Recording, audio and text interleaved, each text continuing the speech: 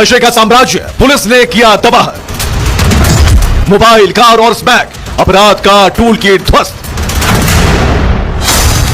देश को नशा मुक्त करने की दिशा में तेजी से एक्शन हो रहा है। नशे के सौदागरों पर चुन चुनकर कार्रवाई हो रही है। मकसद है नशे के उस काले कारोबार को उखाड़ फेंकना जो युवा पीढ़ी को बर्बादी के कगार पर खड़ा करना चाहता है। इसी कड़ी में यूपी की सहारनपुर पुलिस ने ऑपरेशन सवेरा के तहत एक ऐसे तस्कर को गिरफ्तार किया जिसने पूरे शहर में नशे की सप्लाई चेन बना रखी थी। यूपी पुलिस को इसी मिशन के तहत एक गुप्त सूचना मिली। खबर थी कि एक बड़ा तस्कर स्मैक की भारी भरकम खेप लेकर सहारनपुर की छोटी लाइन इलाके में मौजूद है। सूचना पर तत्काल कार्रवाई करते हुए पुलिस टीम ने जाल बिछाया। छोटी लाइन स्थित सरकारी कोटे की दुकान के पास घेराबंदी की और नशे के सौदागर आसिफ खान को दबोच लिया। आपको बताएं कि पुलिस की गिरफ्त में आया ये वही आसिफ है जिस पर पुलिस ने पूरे 20,000 का इनाम घोषित कर रखा था। पुलिस ने आरोपी तस्कर के पास से भारी मात्रा में नशीला पदार्थ बरामद किया है। आसिफ के पास से पुलिस ने 4 किलो 320 ग्राम स्मैक बरामद की है। अंतरराष्ट्रीय बाजार में पकड़े गए स्मैक की कीमत 4 करोड़ रुपए से ज्यादा है। पुलिस ने 7,000 रुपए, एक मोबाइल और एक कार जब्त की है। जब्त की गई कार से ही आसिफ नशे की सप्लाई करता था। आसिफ फोन पर ऑर्डर लेता था और कार से डिलीवरी करता था। एक 20,000 का जो इनामिया है जो एनडीपीएस में मादक पदार्थ की तस्करी में इन्वॉल्व है वो गिरफ्तार हुआ है। उसके पास से 4.32 किलोग्राम जो स्मैक है वो बरामद हुई है जिसकी कीमत लगभग 4 करोड़ 43 लाख रुपए है अंतर्राष्ट्रीय बाजार में। इसके पास एक मोबाइल फोन, एक कार और 7,000 रुपए की बरामदगी हुए हैं। ये जो ऑपरेशन सवेरा हमारा लगातार चल रहा है उसमें ये एक बड़ी बरामदगी है और इसमें लगातार हमारी बरामदगी जो है होती रहेगी। वही पुलिस की पूछताछ में सामने आया है कि आसिफ कोई छोटा मोटा तस्कर नहीं। आसिफ पूरे शहर में फैले नशे के नेटवर्क का एक्टिव हैंडलर है। बताया जा रहा है कि नशे का सौदागर आसिफ बरेली के फतेहगंज का रहने वाला है और लंबे समय से सहारनपुर और आसपास के इलाकों में किराए पर रहकर नशे का कारोबार चला रहा था। पुलिस की जांच में यह भी पता चला है कि नशे के इस गोरख धंधे में आसिफ के साथ कई और लोग भी सक्रिय हैं। आसिफ ने बताया कि उसका एक साथी झारखंड से कच्चा माल मंगवाकर स्मैक तैयार करता था। आसिफ अपने 2 साथियों के साथ मिलकर नशे की सप्लाई करता था। यह गैंग अपने नेटवर्क के जरिए करोड़ों का मुनाफा कमा रहा था। आरोपी आसिफ से पूछताछ में पुलिस को कुछ अहम सुराग मिले हैं। पुलिस इस गैंग से जुड़े दूसरे आरोपियों की तलाश में है। बताया जा रहा है कि इस पूरी कार्रवाई को अंजाम देने में सदर बाजार पुलिस की बड़ी भूमिका है। टीम में शामिल अधिकारियों की सतर्कता से इस बड़े तस्कर को शहर की गलियों में घूमने का मौका तक नहीं दिया। बरामदगी हुई है, ये बड़ी बरामदगी है।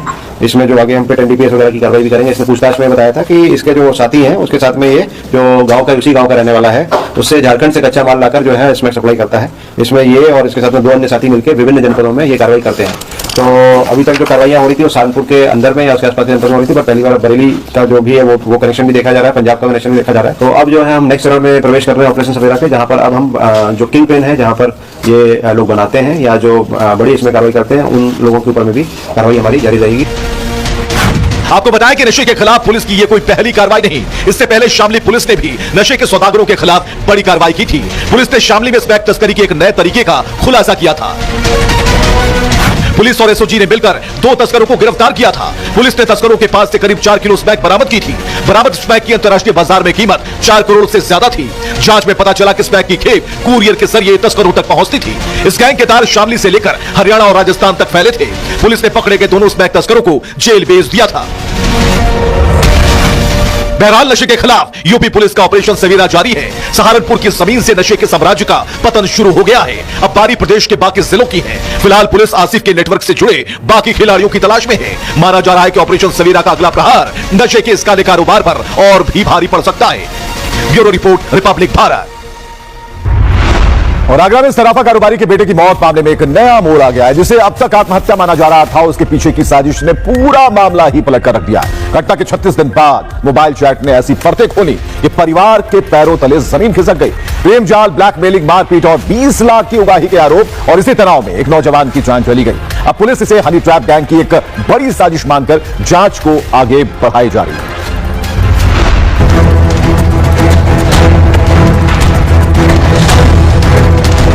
आगरा के ज्वेलर्स मुकेश वर्मा के बेटे राजा उर्फ प्रिंस की मौत की गुत्थी 36 दिन बाद मोबाइल चैट ने खोल कर रख दी। कॉल्स और चैट्स पढ़कर परिवार हिल गया। अब तक जिसे आत्महत्या के एंगल से देखा जा रहा था, आज एक खौफनाक साजिश की चादर में छुपे पूरे रैकेट का सच के तौर पर सामना हो चुका है। लेकिन कहानी इतनी उलझी हुई है कि हर कोई इसे आत्महत्या ही मान रहा था, क्योंकि कहानी आम परिवारों में पल पढ़ रहे एक नौजवान की थी। जो आम लोगों की तरह अपने जिंदगी के ताने बाने को बुनने में दिन रात एक करता था। राजा और प्रिंस अपने पिता के साथ ज्वेलरी शोरूम पर काम संभालता था। 19 अक्टूबर को अचानक उन्होंने एक जहरीला पदार्थ खा लिया। आनन फानन में उसे दिल्ली ले जाने की कोशिश की गई ताकि उसकी जान बचाई जा सके, लेकिन रास्ते में ही उसने दम तोड़ दिया। परिवार इसे मानसिक अवसाद समझकर शांत हो चुका था, लेकिन 24 नवंबर को पहली बार मोबाइल खोलने पर सामने आए खुलासे ने उन्हें सन्न कर दिया।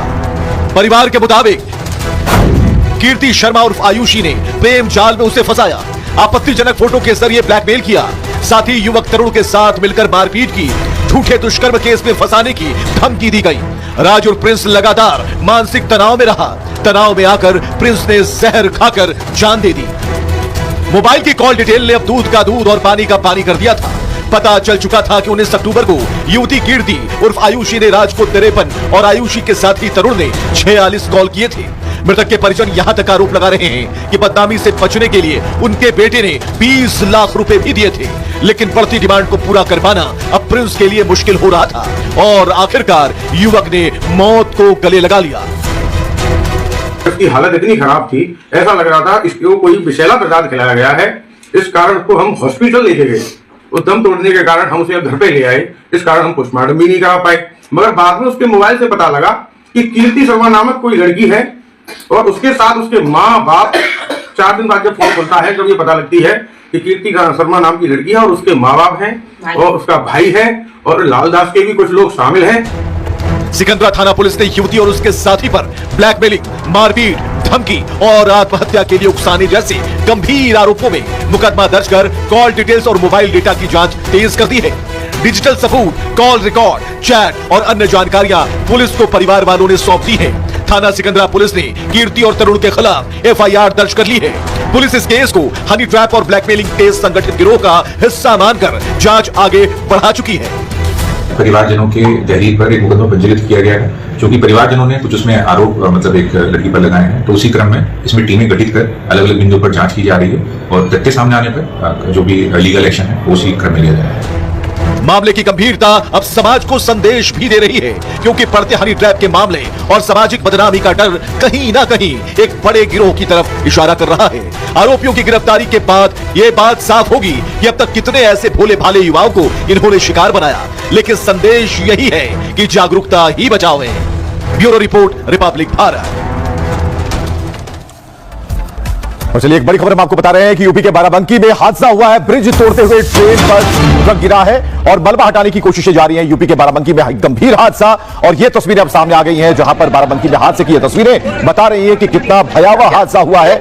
और इसमें जो ट्रक हादसे का शिकार हुआ और ट्रेन के ऊपर पुल तोड़ते हुए जा गिरा है, यानी कि एक बड़ी दुर्घटना हुई है। हालांकि वहां पर फिर से परिचालन शुरू करने की कवायद जारी है और ऐसे में बाराबंकी से इस वक्त ये तस्वीरें विचलित कर देने वाली है, क्योंकि एक गंभीर हादसा है। ट्रेन पर ट्रक कैसे गिरा, कैसे पुल को तोड़ते हुए उसकी रेलिंग को तोड़ता हुआ ये ट्रक गिरा है, ये सारी चीजें अब जांच के। और राघवेंद्र हमारे साथ बने हुए। राघवेंद्र, क्या जानकारी मिल पा रही है, कैसे ये ट्रक अनियंत्रित हो गया? बिल्कुल, देखिए वाकई में बहुत बड़ी यह दुर्घटना है, लेकिन सबसे बड़ी बात यह है कि इस दुर्घटना में ना तो ट्रक का ड्राइवर खत्म हुआ और ना तो रेलवे का कोई भी पैसेंजर या कोई भी कर्मचारी खत्म नहीं हुआ। यह सबसे बड़ी दुर्घटना की सफलता है कि इसमें किसी की जान नहीं गई और एक जो ड्राइवर था उसको बचा लिया गया है और उसके इलाज के लिए उसको हॉस्पिटल भेजा गया है। और मैं ग्राउंड जीरो पर रिपब्लिक भारत की टीम यहां पर पहुंची हुई है। मैं आपको दिखाता हूं कि किस तरह से ये ऊपर आप देख सकते हैं कि बाराबंकी से फतेहपुर का यह रोड है जिस पर रेलवे ओवरब्रिज बना हुआ है। आप देख सकते हैं ये रेलवे ब्रिज है और इतने ऊंचाई से यहां पर 18 चक्के का जो ट्रक है, यानी देखा जाए तो काफी ये बिग ये ट्रक है, बड़ा ट्रक है जो प्लाई लिया हुआ था, प्लाई लेकर के गिरा है। और कहा जा रहा है कि जो ये जो ट्रेन जा रही है, इस ट्रेन के ऊपरी सिरे पर, इस ट्रेन के ऊपरी सिरे पर यह ट्रक गिरता है और गिरने के बाद देखिए किस तरह से ये नीचे गिरता है कि जो इसका जिसमें सामान लदा है, यानी कि इस पूरे ट्रक का जो बॉडी पार्ट है वो नीचे हो गया है और ये देखिए आप जो इसका टायर है वह ऊपर हो गया है। कहीं ना कहीं इसी के चलते ड्राइवर की जान भी बच गई। हालांकि ड्राइवर घायल है, उसको हॉस्पिटल भेजा गया है। आप देख सकते हैं यहाँ पे मैं आपको आपको दिखाना चाहूंगा कि आप देखिए यहाँ पर ये जो ट्रेन खड़ी है, ट्रेन पूरी तरह से सुरक्षित है। ट्रेन में कहीं किसी की भी जान जाने की कोई सूचना नहीं है। यहाँ पर लोगों से बात हुई, आप देखिए उत्तर प्रदेश की पुलिस या रेलवे की पुलिस यहाँ पर पहुंच चुकी है, पूरी तरह से रेस्क्यू में लगी है। कहीं किसी की जान तो नहीं यहाँ पर कहीं फंसी हुई है तो बचाने की कोशिश है। लेकिन आप ट्रक की स्थिति तो देखिए, ये फ्रंट देखिए जो पूरी तरह से नष्ट हो चुका है। आप देखिए किस तरह से एकदम नीचे, मतलब ऊपर का सिरा जो है नीचे आ चुका है और नीचे का सिरा जो है ऊपर आ चुका है। मैं आपको दिखाता हूं कि इसमें जो मटेरियल था वो क्या था। पूरे ट्रक में आप देखिए, पूरे ट्रक में ये जो प्लाई है, यही प्लाई, ये जो प्लाई है ये पूरी तरह से इस ट्रक में लदा हुआ था, यही लोड था इसमें। और आप देख सकते हैं कि देखिए आप जो, जैसा कि मैंने बोला कि 18 चक्के की ये जो पूरी गाड़ी है, आप देखिए जो इसके टायर्स हैं, आप देखिए 2 और 4 2 6 6 4 10 10 4 14 14 4 18 टायर हैं इसमें। आप देख सकते हैं कि काफी बड़ी ये ट्रक है, जिसको हम ट्रेलर भी, मिनी ट्रेलर भी कह सकते हैं। आप देख सकते पूरी तरह से इस प्लाई से लदी हुई है। लगातार यहाँ पर बचाव दल यहाँ पर काम कर रहे हैं और मैं इधर आता हूँ, इधर आपको दिखाता हूँ, आगे की स्थिति भी दिखाने की कोशिश करता हूँ कि यहाँ पर टीम कैसे यहाँ पर काम कर रही है।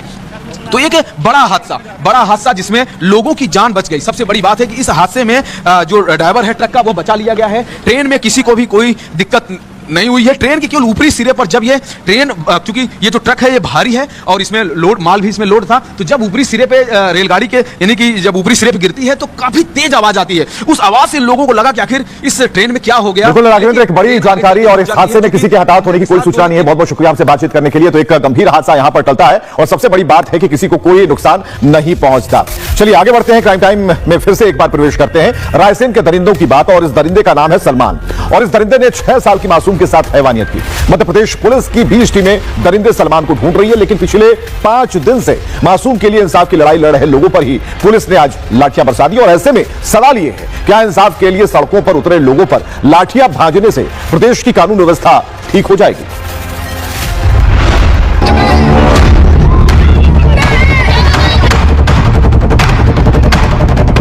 इस जिहादी अपराधी को चौराहे पे फांसी दी जाए कि आगे ऐसी कोई हरकत जिहादी लोग नहीं कर पाए। बीच रोड पे ले जाके फांसी दी जाए, यही हमारी मांग है। कायदे में सलमान को देखते ही पुलिस को गोली मार देना चाहिए। मध्य प्रदेश के रायसेन में 6 साल की मासूम बच्ची से दुष्कर्म करने वाले दरिंदे सलमान खान के खिलाफ आज लोगों का जबरदस्त गुस्सा फूट पड़ा। दरिंदे सलमान को फांसी की मांग को लेकर लोग रायसेन के गौहरगंज इलाके की सड़कों पर उतर आए। गौहरगंज थाने के बाहर बैठकर पिछले 5 दिनों से इंसाफ की मांग कर रहे लोगों के सब्र का बांध टूटा तो रायसेन पुलिस भी एक्शन मोड में आ गई। पुलिस ने धरना प्रदर्शन कर रहे लोगों को पहले समझाया, लेकिन जब लोग अपनी मांगों को लेकर अड़े रहे और उग्र होने लगे तो पुलिस ने लाठीचार्ज कर लोगों को खदेड़ दिया, जिसके बाद लोगों ने भी पुलिस पर पत्थर बरसा दिए। दरअसल 21 नवंबर को 6 साल की बच्ची से रेप हुआ था। लोगों ने पुलिस पर आरोपी सलमान खान के खिलाफ ढील बरतने का आरोप लगाया और धरना प्रदर्शन शुरू कर दिया। इसके बाद पुलिस ने आरोपी पर पहले 10,000 और फिर 30,000 रुपए का इनाम घोषित कर दिया। आरोपी को पकड़ने के लिए 20 टीमें बना दी गई। मासूम से हुई दरिंदगी के खिलाफ हिंदू संगठनों ने मोर्चा खोल दिया तो पुलिस ने जमकर लाठियां भांज दी। प्रदर्शन खत्म होने के बाद भीड़ को खदेड़ने के लिए पुलिस ने हल्का बल प्रयोग किया, लेकिन इसके बाद जो भीड़ है उसने पुलिस पर ही पथराव कर दिया। आप ये तस्वीरें देख रहे हैं, यहाँ पर जो तस्वीरें हैं इसमें पुलिस पर पथराव करते हुए भीड़ देखी जा रही है। और ये जो भीड़ है इसी को पुलिस ने खदेड़ा था। पुलिस का ऐसा कहना था कि प्रोटेस्ट का समय खत्म है, इसके बाद सब लोग अपने घर जाएं, लेकिन यहाँ पर पुलिस की टीम पर ही जो उग्र प्रदर्शन करने वाले लोग हैं उन्होंने पथराव कर दिया। दावा है आरोपी सलमान खान बच्ची को चॉकलेट का लालच देकर जंगल में ले गया और फिर वहीं बच्ची का रेप किया। रोती बिलखती और खून से लथपथ बच्ची जंगल में मिली थी। इसके बाद गंभीर हालत में बच्ची को अब्दुल्लागंज अस्पताल ले जाया गया, जहां दुष्कर्म की पुष्टि हो गई। इसके बाद गंभीर हालत देखते हुए मासूम को भोपाल एम्स रेफर कर दिया गया। तभी लोग इंसाफ की मांग को लेकर सड़क पर आ गए। इस जिहादी अपराधी को चौराहे पे फांसी दी जाए कि आगे ऐसी कोई हरकत जिहादी लोग नहीं कर पाए। बीच रोड पे ले जाके फांसी दी जाए, यही हमारी मांग है। अरे उसको टुकड़े करने चाहिए। कायदे में सलमान को देखते ही पुलिस को गोली मार देना चाहिए, काउंटर कर देना चाहिए, बिल्कुल गोली मार देना चाहिए। मासूम बच्ची के साथ हुई दरिंदगी को लेकर मध्य प्रदेश के मुख्यमंत्री मोहन यादव गुस्से में हैं। सीएम ने राज्य की कानून व्यवस्था को लेकर आला अधिकारियों को सख्त निर्देश दिए।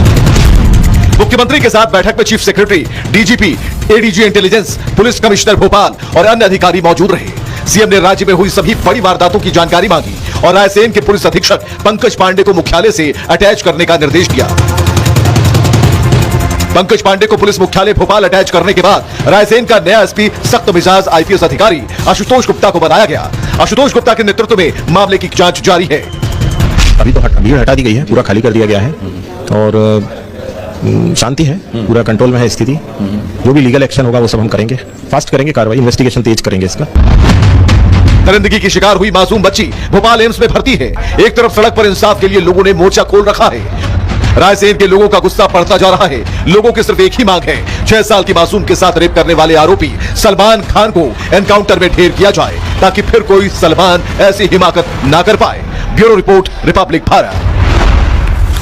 तो अपराधियों को सबक जरूर मिलना चाहिए। इधर हरियाणा के रेवाड़ी में दिन के उजाले में हुई एक बहस ने रात के अंधेरे में खौफनाक रूप ले लिया। यहां एक होटल के कर्मचारी का कुछ लोगों से मामूली सा विवाद हुआ। हालांकि किसी को इस बात का जरा भी अंदाजा नहीं था कि यह मामूली विवाद किसी इंसान की जिंदगी पर भारी पड़ जाएगा। आरोपियों ने होटल कर्मचारी की गोली मारकर हत्या कर दी, लेकिन इस वारदात के 12 घंटे के भीतर ही पुलिस ने हत्या के मुख्य आरोपी को दबोच लिया। पूरी खबर इस रिपोर्ट में।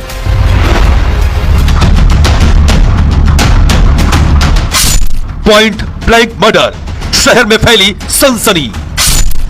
रोजगार की तलाश, रेवाड़ी में मिली लाश। सुबह झगड़ा, रात में कत्ल, 12 घंटे में कातिल अरेस्ट। हरियाणा का रेवाड़ी मंगलवार की रात गोलियों की तड़तड़ाहट से थर्रा उठा। यहां एक छोटे से विवाद ने एक बेकसूर इंसान की जान ले ली। जिस शख्स की हत्या हुई है वो 20 दिन पहले ही काम की तलाश में रेवाड़ी आया था, लेकिन ये उसका आखिरी सफर साबित हो गया। यहाँ युवक को नौकरी तो मिल गई थी, लेकिन जिंदगी छिन गई। दरअसल मंगलवार की रात रेवाड़ी के काकोड़िया गांव में बने एक होटल में घुसकर बाइक सवार बदमाशों ने होटल कर्मचारी की गोली मारकर हत्या कर दी।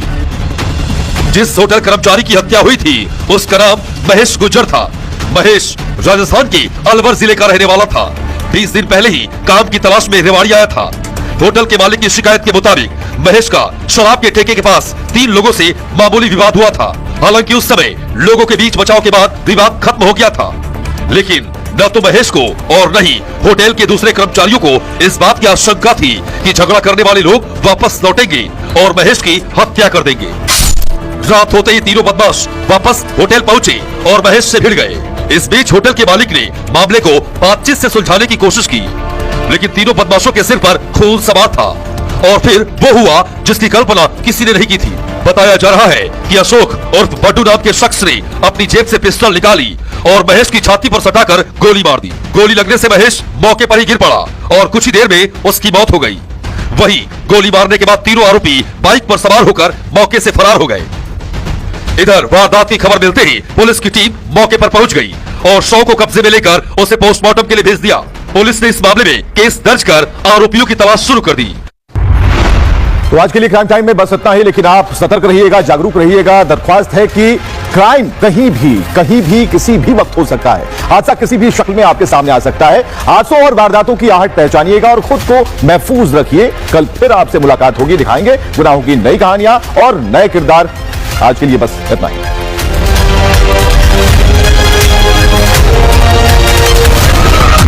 अभी इतना आपको भरोसा कर सकते, घर दिखाया उनका, वो भी अच्छा बड़ा था, इसने गाड़ी भी दिखाई, फिर दुकान भी दिखा, फिर किसने दिखाया? किसने? वो राखी मैडम ने। हाँ, तो बोला चल पार्टनरशिप में करते हैं। मेरे से इनकम वगैरह पूछा, मैंने भी बोला हाँ चल, आंखों में है इनकम मेरा इतना, तो 50 करेंगे। उन्होंने बोला दुकान वगैरह पूरा बना दे, तो मैं एकदम खुश हो गया, फटाफट लाके ₹1,00,000 हाथ में कैश दे दिया। फिर उन्होंने बोला कि आदिल को पकड़ के दुकान पूरा अच्छे से बना दे, हम पार्टनरशिप वगैरह करेंगे, सलमान को बुलाएंगे, वो उनका रिपीटेड स्टेटमेंट। किसको बुलाएंगे? वो सब है मेरे। सलमान भाई। सलमान खान रील्स का ट्रेंड बनाएंगे, वहाँ पे सब रील्स के स्टार को बुलाएंगे, आप फेमस हो जाओगे। मतलब दिल्ली का एक स्टेटमेंट उनका था ऐसा कि आप पेमेंट कर दो, आपको फेमस कर देंगे हम लोग। फिर इनको हम लोग ने दिया, फिर 6,30,000 इनके अकाउंट में गया। फिर उसके बाद में हम लोगों ने बोला कोई भी एक्टर तो अभी लिखा नहीं ना हमको, बस आपको इसके पीछे पड़े। फिर और ₹2,00,000 मांगा। फिर वहाँ पे हम लोग रुक गए। फिर थोड़ा आर्ग्यूमेंट वगैरह चालू हो गया, तो पूरा बोले कि आदिल से पकड़ के आदिल से पूरा पैसा निकलवा के दे। मैंने बोला आपके बोलने पे मैंने दिया था। तो बोला कि अभी मेरे को काम करो, मेरे को ₹10,00,000 चाहिए। आपके बोलने पे मुझे क्यों दिया आपने? वो इंफ्रास्ट्रक्चर का पूरा काम करने के लिए। लेके ठीक है, वो इंटीरियर जो आपने किया, मेरा कोटेशन आपको क्या था? 10 लाख का था स्टार्टिंग। आपने मुझे कितना पेमेंट दिया है? 6,30,000 इनको, ₹1,00,000 राखी। तो मुझे आज भी कितना पैसा बनता है? ₹2,00,000 मेरे से लेना बनता है, जो उन्होंने बोला छोड़ दे। और इनफैक्ट अभी अपने जो वकील जी है इनको हमारा ऑफिस से कंप्लेंट करने के लिए भी ट्राई कर रहे हैं। मैंने इनके हाँ, तो बोले मैं तेरा जो भी है करवा के देता हूँ। अम्बोली पुलिस स्टेशन में इस बंदे के बिहाफ में राखी जी के अगेंस्ट में रिटन कंप्लेंट लॉन्च हुई है, जिसमें सारे फैक्ट्स डिटेल में दिए हुए हैं कि कैसे टैक्टफुली राखी सावंत अपने टूटे फूटे घर को रिनोवेट कराने के लिए इस गरीब आदमी को पकड़ती हैं और बोलती है काम करो, एक टैटू पार्लर हम लोग खोलेंगे पार्टनरशिप में, तुम इंटीरियर का खर्चा बेयर करो, घर हमारा है, वहाँ पे टैटू पार्लर खोलेंगे, मैं सेलिब्रिटी हूँ तो सलमान भाई को और फलाना भाई को उनको बड़े बड़े सेलिब्रिटीज़ को तुम्हारे पार्लर में लेके आएंगे प्रमोशन के लिए, तो और भी अपने यहाँ ग्राहक आएंगे, तो उससे जो फायदा होगा वो हम लोग शेयर कर लेंगे। फिर जब शॉप में पैसा देना, इस गरीब आदमी को समझ में आया, राखी ने टैक्टफुली मैनर में किया क्या, उसने बोला कि मुझे पैसा मत दो, उसने बोला आदिल इंटीरियर का काम करता है, आदिल तुम्हें कोटेशन दे देगा, तुम आदिल को पैसे दो। अपने हाथ में पर्पसली उसने पैसा नहीं लिया। आदिल ने 10 लाख रुपए का कोटेशन दिया, जिसके अगेंस्ट में 7.5 लाख रुपया इस बंदे ने दिया। 2.5 लाख रुपया अभी भी आदिल को लेना बनता है, क्योंकि आदिल ने अपना पार्ट ऑफ वर्क जो था इंटीरियर का पूरा कंप्लीट कर दिया था। एक बार पूरा इंटीरियर रेडी हो जाता है, कंप्लीट हो जाता है, फिर ये बंदा बोलता है कि मैडम आप शुरू करें काम, पार्टनरशिप डीड वगैरह करते हैं और काम शुरू करते हैं। ये बंदे को इसके सामान के साथ में उठा के बाहर फेंक दिया जाए। और 1 लाख का सामान मेरा वो भी था। फिर उसके बाद में मेरे को पुलिस से धमकी भी दिलाई कि मैंने उसको जान से मारने की धमकी दिया। फिर मैं बोला कि अभी सामान भी लेने जाऊंगा, तो फिर वो बोलेगी फिर मैंने ऐसा किया वैसा किया।